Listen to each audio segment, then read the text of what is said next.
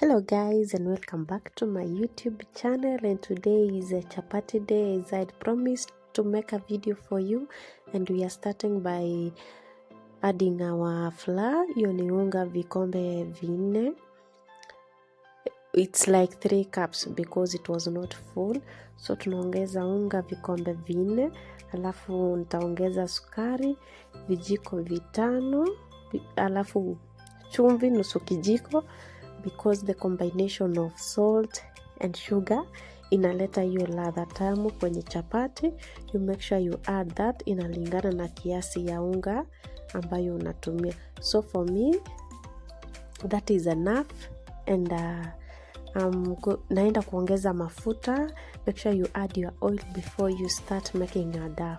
You add your oil, alafu utengeneze na unga vizuri.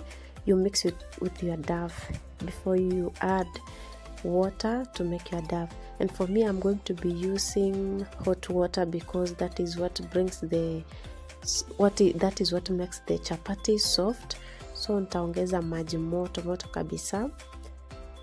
I've never tried using cold water, but in the next time I'll try using cold water, but this is hot water. Ndio maana natumia kijiko so that I don't get burnt.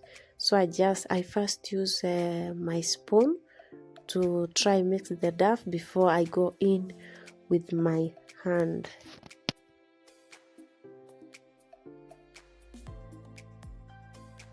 So now let's get into making the dough. Unatumia mkono yako, and make sure what determines the softness of your chapatis is how you make your dough or your dough. So make sure you take time and you knead it hadi ile ikushiki tena kwenye mkono. So that is when you will know that your dough is almost ready. So kama unavyoona nimekanda unga wangu hadi hainishiki tena mkono. My dough is now good because you can't see some in my hand. And now sasa naenda natumia, you can use your topping or anything, you just make it so that the more you make it like that, the more your chapatis will be soft. And I usually like making that kahol, sijui mbona. Natengeneza ako kashimo so that I add my oil, and then I make sure the oil imeingia ndani ya dough. So you just knead it with the oil, then you let it rest for 20 to 30 minutes. And I advise you guys, you cover it with cling film for best results. Trust me, it works magic. So when you cover it with your cling film, it inaweka hiyo moisture, so when you are going to get it out, it is so soft. So after kneading it with oil, I will cover it with my cling film, then I let it rest for 20 minutes.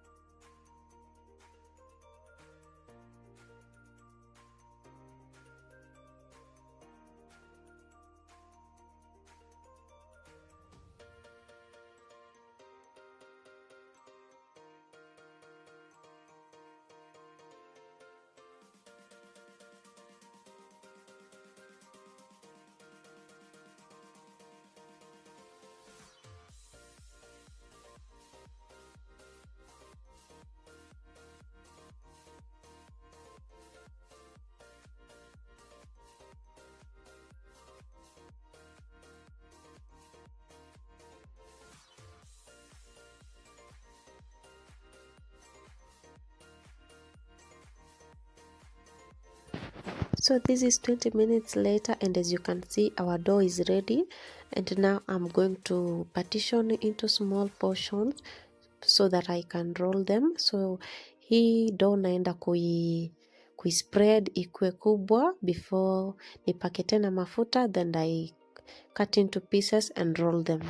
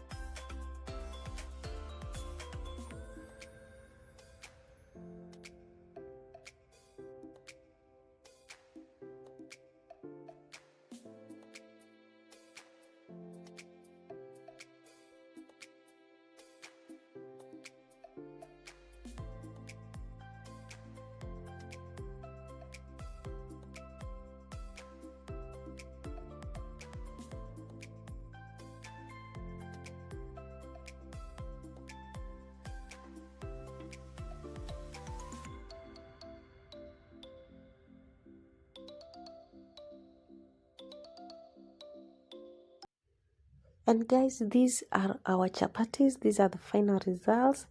They were so soft and so hot. Zilikuwa zinachoma sana, and even till the next day they were still soft and tender. And I hope you try these, guys. And thank you for watching this video. See you in the next video. If you have not subscribed, make sure you do so. Bye bye. Thank you.